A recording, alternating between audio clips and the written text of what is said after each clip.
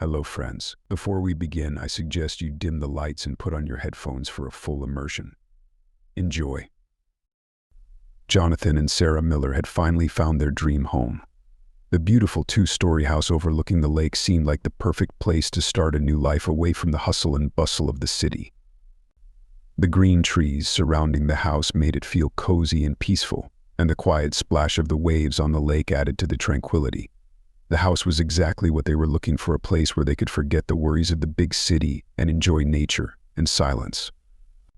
When Jonathan and Sarah first entered the house, there was absolute silence, broken only by their footsteps on the creaky floor. As Sarah glanced into the large antique mirror in the hallway, she saw a dark silhouette behind her for a moment. Glancing up, she watched it disappear as if it had never been there. A light whisper seemed to come from the mirror itself, leaving behind a sense of ominous menace. Sarah wondered, but quickly dismissed the thought, deciding it was just a play of light. The first day was a busy one. The boxes were unpacked, the furniture arranged, and the house gradually took on its new look. John happily set up his stereo in the living room, and Sarah lovingly arranged the favorite ceramic cups from their previous home in the kitchen.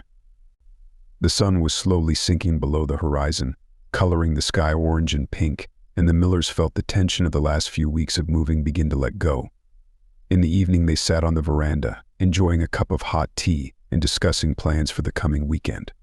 Do you know, Sarah said, pressing herself against John. I really like it here. I think it's exactly the place we've been looking for. Yeah, it's peaceful. John replied, putting his arm around his wife's shoulders. I think we're going to make this our home for real. The first night in the new house went smoothly. The next morning, however, Sarah woke up with a slight sense of unease. She couldn't remember anything in particular, but something had disturbed her sleep, a subtle sound like someone sneaking around the house. She chalked it up to fatigue from the move and continued unpacking, trying not to dwell on the strange sensation. A week passed. John and Sarah were slowly getting used to their new home. The neighbors proved friendly, and the local convenience store within walking distance offered everything they needed. Every morning they went for a walk together along the lake, enjoying the fresh air and the beauty of the surrounding nature. Everything was going well until strange things started to happen. One evening, when John was late at work, Sarah was left home alone. She was sitting in the living room reading a book when she heard a slight rustling. At first, she thought it was the wind outside the window, but the sound was too distinct, as if someone was moving cautiously around the room. Sarah looked around but saw no one. A little nervous, she decided it was probably mice or house noises. However, the feeling of unease that had settled in her heart never left her. The next day, when John returned from work, Sarah told him of her worries. John listened to her, but took it with a smile. Well, you know, old houses always make strange noises. Maybe it's just the wood shrinking, or maybe there really are a couple mice in the basement. I'll check tomorrow. Sarah nodded, but her worry didn't go away. That night she woke up again in the middle of the night. At first it was quiet, but then she heard the same creaking sound again, this time coming from the attic. Her heart pounded harder, but she tried to stay calm. Sarah decided not to wake John, thinking her fears might be unfounded. Despite her attempts to calm down, her thoughts kept returning to those sounds. She began to notice strange things. Doors that she remembered closed appeared to be ajar, and the lights in the hallway sometimes flickered, even though the wiring had been checked before they moved in. It was all so unobtrusive that John didn't pay much attention to it, writing it off as fatigue and stress. But Sarah was becoming more and more anxious by the day. Her fears peaked when one night, awakened by the same creaking sound, Sarah saw a shadow on the wall. The shadow was blurry, but clearly resembled a human figure. It froze for a moment, then quickly disappeared as Sarah tried to focus on it. She was sure now there was something in the house, something that defied simple explanation. As morning came, Sarah told John of her worries. He noticed her nervousness and promised to spend more time at home to get to the bottom of the situation. He even called an electrician to check the wiring, but no problems were found. This only increased her suspicions. By the end of the week, the house that had seemed so cozy and safe began to take on a sinister tone. More and more often there were unintelligible sounds in the silence of the night, and the shadows flickering in the corners seemed to follow Sarah's every move. Something was clearly wrong, and the feeling only grew stronger with each passing day. Sarah could no longer ignore what was happening. Her fears began to crowd out all other thoughts, and she could feel the house that was supposed to be their safe haven turning into a trap. Though John tried to reassure her, he himself was beginning to notice the oddities. Both of them realized that they had to find out what was really lurking in their new home. It's been a week since Jonathan and Sarah Miller moved into their new home. At first, everything was going smoothly. They were unpacking, arranging furniture, and enjoying the tranquility of their new home and the picturesque view of the lake. Gradually, however, the routine began to be overshadowed by strange, unexplained events that attracted more and more attention. It all started with little things. One morning when Sarah went down to the kitchen to prepare breakfast, she was surprised to find all the kitchen cabinets open. The night before, she remembered exactly that she had closed them before going to bed. Maybe John was looking for something, She thought, but her husband only shrugged when she asked him the question. Maybe a draft. He answered uncertainly, though the kitchen windows were closed. The situation repeated itself over the next few days. John would find that his tools had moved from one place to another, or Sarah would find her favorite piece of jewelry in the wrong place. Things began to disappear and then reappear in the most unexpected places. John tried to explain it all away with domestic reasons, Maybe we just forget where we leave things. but his composure was beginning to fade. But the most disturbing thing was that every night they heard muffled noises. John thought it was just the house settling down, the old wood creaking and cracking. However, the sounds were not like the usual rustles or creaks. They came from the attic or the basement, as if someone was walking around, and sometimes there were muffled voices, inaudible but giving Sarah the creeps. Did you hear that? She asked quietly one night, but John just shook his head, pretending not to hear. With each new sound, each rustle, her anxiety grew, but she tried to convince herself it was just her imagination. One day, when John went into town to get groceries, Sarah decided to do some cleaning in the attic. She had been planning to do it for a long time, but had always put it off. Now that her anxiety was keeping her busy, she decided that keeping herself busy was the best way to distract herself. The attic turned out to be dusty and gloomy. Sarah climbed the creaky wooden steps cautiously, as if she was afraid of waking the house. Among the old boxes, covered in a thick layer of dust, she came across something that caught her eye. It was an old journal, lying on the very top of a stack of old journals. Touching it, she felt her fingers sink into the soft cover, cracked with time. Without thinking, she took the journal downstairs to study it in the light. When she opened it, a strange feeling overwhelmed her. The yellowed pages were written in small, almost illegible handwriting. The first entries belonged to some woman, probably the former owner of the house. Heard footsteps in the attic again tonight, one entry read. But no one is home but me. The further Sarah read, the more eerie the entries became. The woman described strange events that occurred in the house, objects disappearing, doors opening on their own, and finally ghostly figures appearing in dark corners. Sarah felt her heart racing. The diary suddenly cut off in mid-sentence, as if its owner had suddenly stopped writing and never returned to those entries again. It suggested that something really terrible had happened to the previous occupants. When John got home, Sarah showed him the diary. He grunted, thinking it was just an old fantasy. You shouldn't believe every word written in this diary. It's just an old house.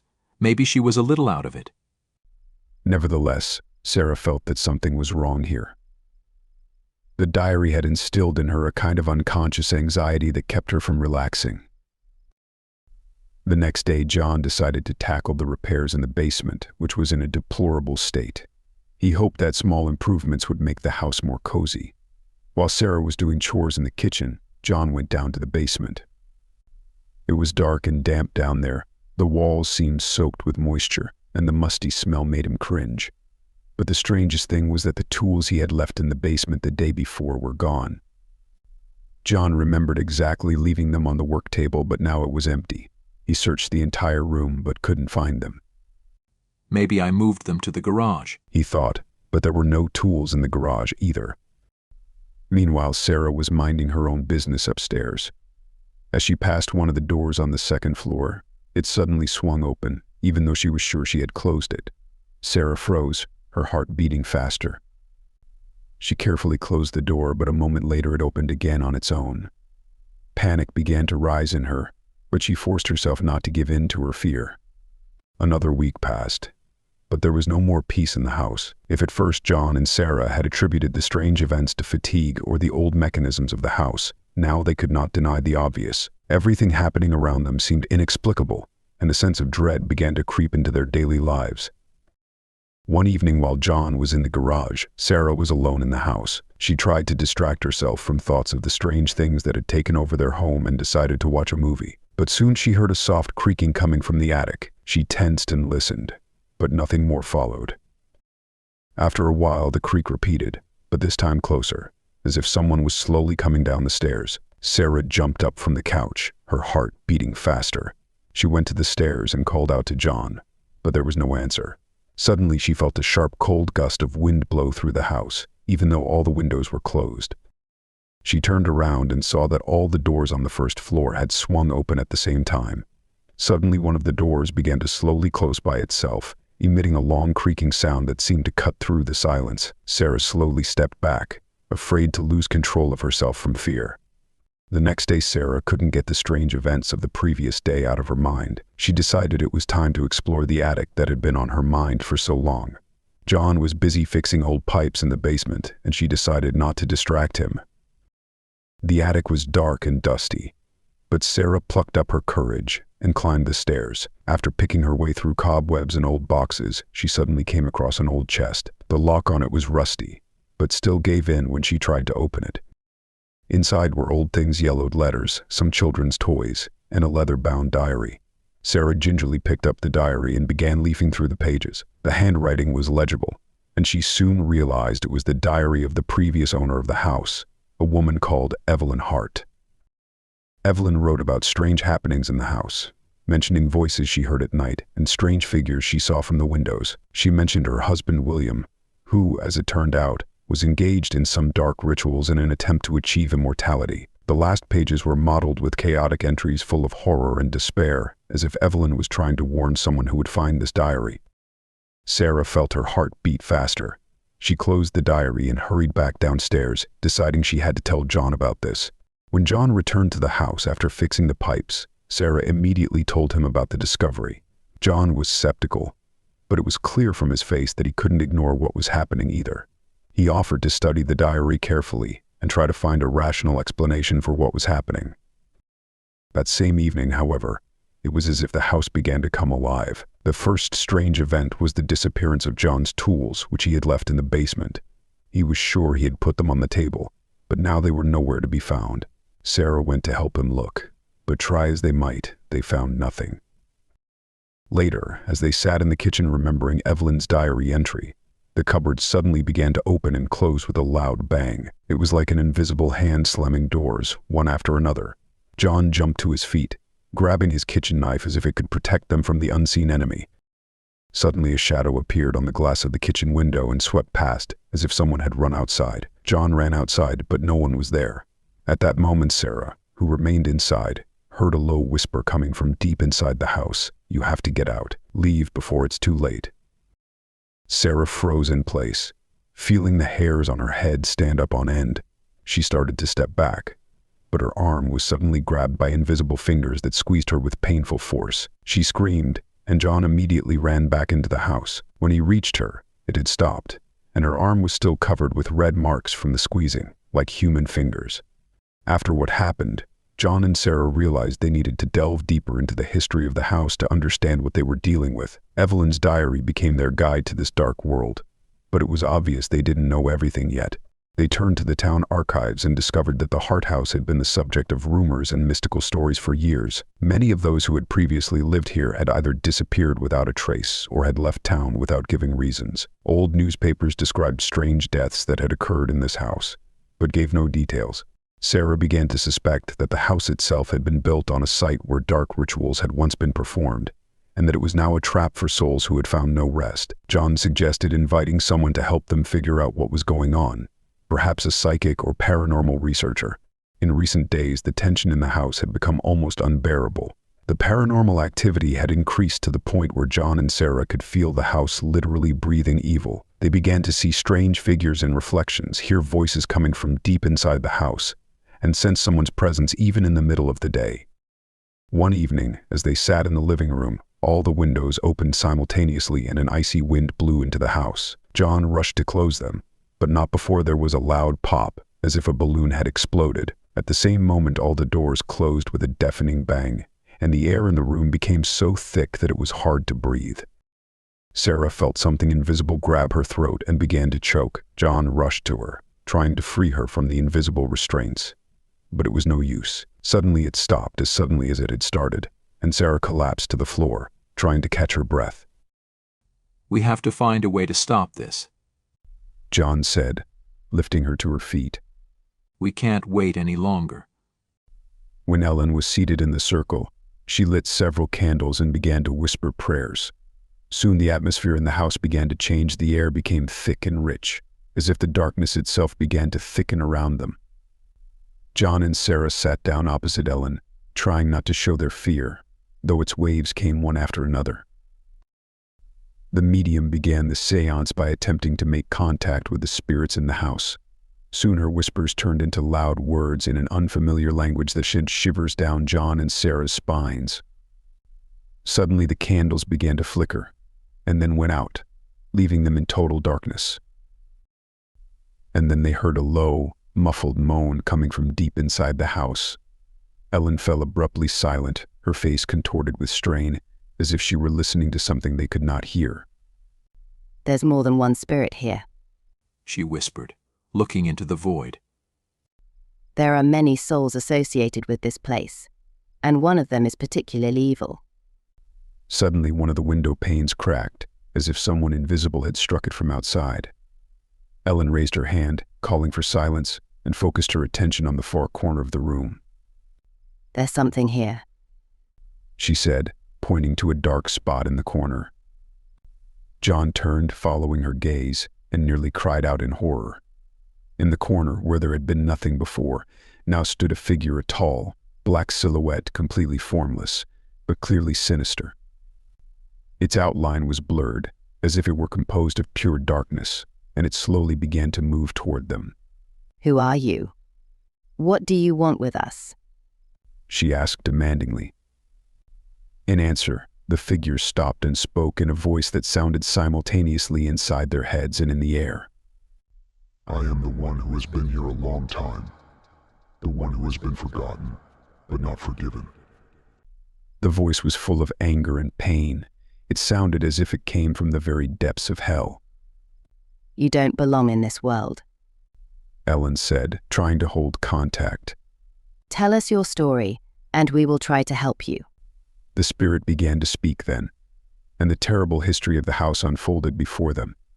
It turned out that many years ago it had actually been the home of William Hart, who, obsessed with the idea of eternal life, had begun to study occult practices. He attracted dark forces to the house, making a deal with ancient spirits who promised him immortality in exchange for sacrifices. But the deal turned out to be a disaster.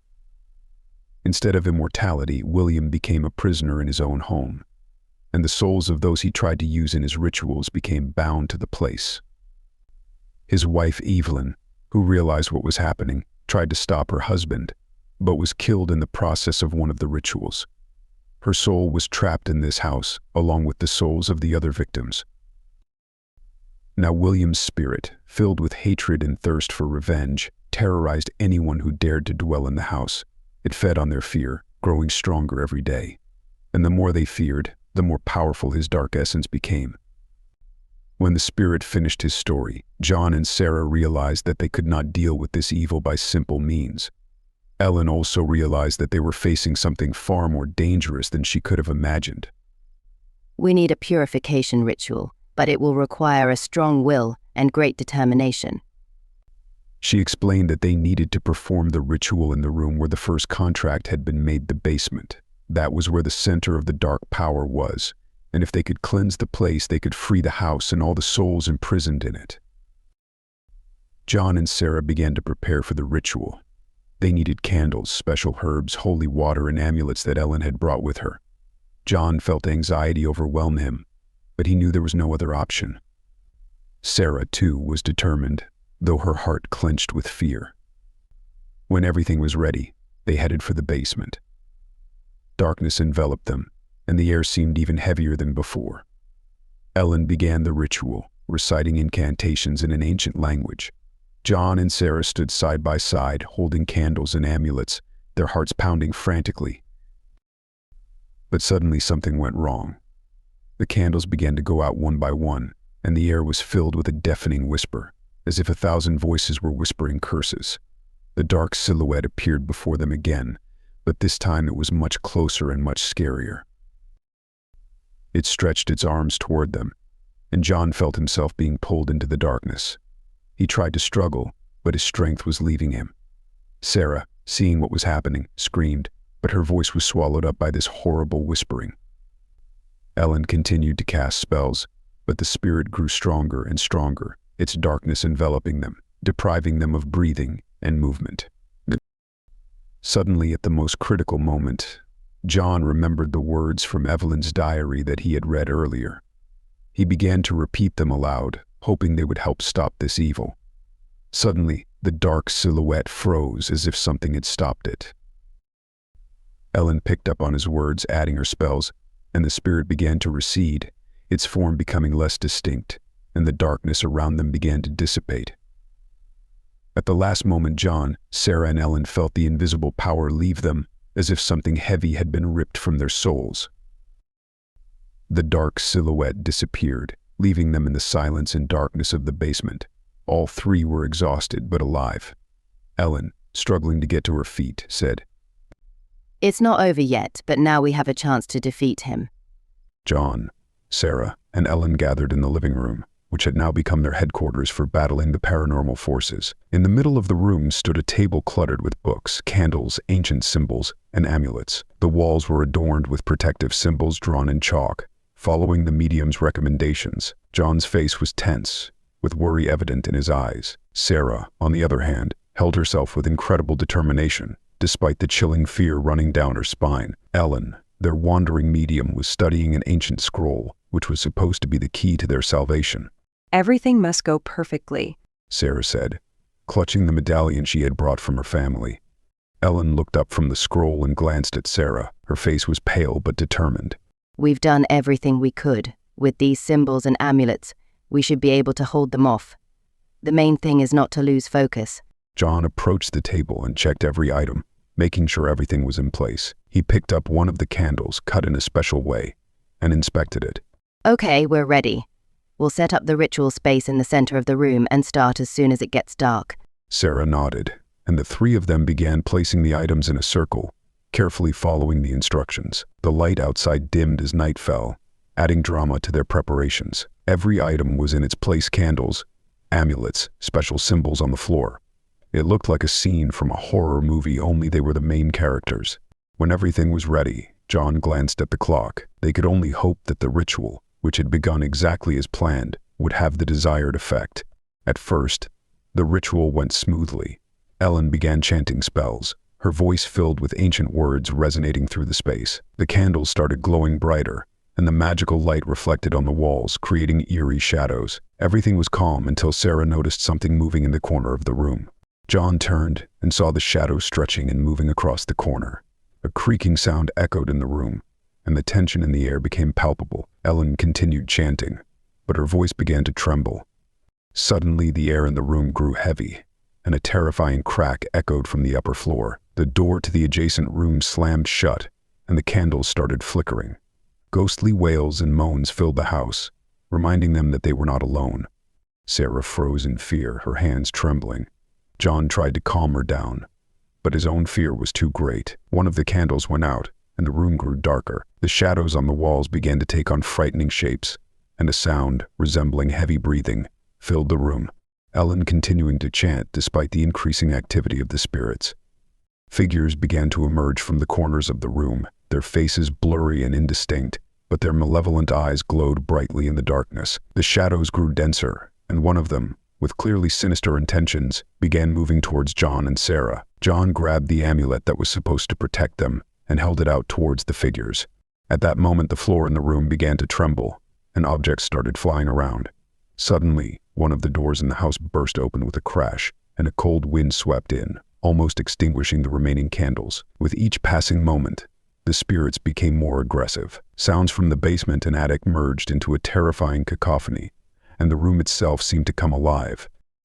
Sarah, looking at Ellen, noticed how her face became distorted, reflecting fear and pain.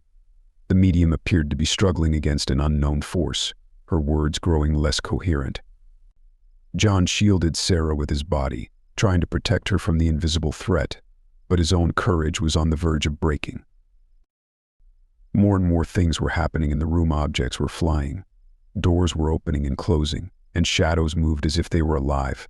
And just when it seemed that the ritual might not go as planned, Sarah heard a piercing scream, and one of the shadows broke into the center of the circle. She shrank, feeling the cold air wrapping around her. The shadow was the most terrifying of all, faceless and incredibly evil. "This is the end," John shouted, desperately trying to keep the shadows from breaking through the circle. Ellen, barely controlling herself, continued chanting. The shadows and sounds began to merge into one, and fear gripped John and Sarah as never before. The night seemed endless, and only one thing was clear: they had to overcome this to survive. Then another gust of wind swept through, and with the tension and fear, the walls of the house seemed to begin sliding. It was as if the very structure of the house was fighting against them. The success of the ritual became increasingly uncertain, and the tension reached its peak. As Ellen continued her ritual, John and Sarah felt they had to act to ensure the ceremony's completion. Their last reserves of strength were dwindling, but the only option they had left was to fight until the end. Sarah's voice continued to falter with fear and exhaustion as Ellen, struggling to tear her eyes away from the ancient scroll, uttered the final incantation. The invisible forces that had tormented John and Sarah for so long let out muffled roars and strangled cries. The inner walls of the house shook, and the floors creaked as if a living entity was fighting for its existence. Clutching John's hands, Sarah felt her strength waning. She watched the movement of shadows and the aggressive bursts of energy that filled the room. Fearing the ritual might fail, she diligently followed Ellen's instructions, trying not to succumb to panic. The shadows in the room began to take on more defined forms, growing darker and more menacing. They crawled up the walls, forming terrifying faces and ominous figures. Doors and windows swung open and slammed shut, creating a noise that echoed in their ears like the pounding of a drum. A cold wind, seemingly from another dimension, relentlessly blew into John and Sarah's faces, tugging at their clothes and making them feel utterly overwhelmed. It was at this moment that one of Ellen's incantations went awry. One of the candles extinguished, and a thick black smoke burst from the corner of the room, filled with ominous entities. The spirits, which had previously been invisible, revealed themselves in all their horrifying reality. They began attacking John and Sarah, breaking free from the tightly bound circle. Sarah screamed as one of the shadows grabbed her leg, and John, in turn, felt an icy grip, as if something was trying to strangle him. Ellen screamed, her voice sharp and piercing. "We must finish the ritual at all costs." Her words provided a final burst of inspiration for John and Sarah. Despite their fear and pain, they gathered their remaining strength and continued to follow Ellen's guidance. They could feel the dark energy growing denser and more aggressive, but it was their only chance. As the ritual neared its conclusion, the room was filled with a deafening silence. Only the sharp, distorted light from the candles and the shadows they cast creating eerie images on the walls. The shadows began to slowly dissipate, but their threat still lingered in the air. John surveyed the room and noticed that although the spirits seemed to have retreated, everything was too quiet and eerie. He reached for the mirror hanging on the wall, intending to check his reflection and calm down. He was ready to believe it was all over. His breathing steadied, and he felt his body finally relax. He turned to look at Sarah and Ellen, but as his gaze passed the mirror, he froze. In the reflection, he saw something that made his heart stop. The look in the mirror was full of horror. For a moment, John saw his reflection freeze, then slowly turn its head. It was empty, cold, and devoid of humanity. Eyes like black holes stared back at him, distorting the fear that was within John himself. Sarah and Ellen, stunned by the sight, approached the mirror and saw the sinister scene as well. The faces in the reflection were now filled with darkness, and the shadows behind them stretched out, distorting reality. Suddenly, the door to the room burst open with a deafening crack, and the cold wind filled the room once again. The shadows that had seemed to be disappearing began to return, filling the space with a suffocating atmosphere. It was not just one spirit, but many malevolent entities that had not yet been fully banished. John, Sarah, and Ellen realized that the fight wasn't over yet. For a moment, their hopes were dashed, and they understood that they now had to brace themselves for another, more difficult battle. This realization filled them with new fear, but also with a determination to keep fighting, knowing that their ordeal was far from over. The shadows in the mirror began to move, as if alive, and it seemed they were still watching them. John noticed how the reflections of the sinister beings slowly turned, and it was clear this was only the beginning of their struggle. The room plunged into darkness, and only the sounds of their heavy breathing filled the space. They knew their fight was just beginning, and the malevolent forces they had tried to banish were merely lying in wait, preparing for the next stage of their battle. Time would pass, but John, Sarah, and Ellen knew that many challenges lay ahead before they could finally defeat the evil lurking in their home. If you're enjoying this story, don't forget to subscribe so you won't miss the next episodes. Thank you for listening to the end. I'd love to hear your thoughts in the comments, share your ideas, and suggest new stories. Your likes and subscriptions help make the channel better.